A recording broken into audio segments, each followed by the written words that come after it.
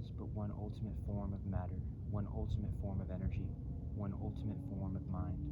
Matter proceeds from energy, and energy from mind, and all are emanation of the Absolute, threefold in appearance but one in substance.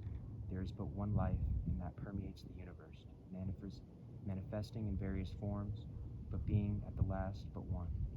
My body is one with universal matter, my energy and vital force is one with universal energy, my mind is one with the universal mind, my life is one with the universal life.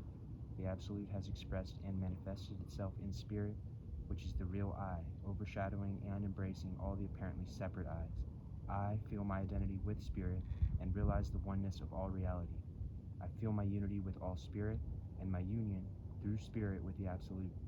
I realize that I am an expression and manifestation of the Absolute, and that its very essence is within me.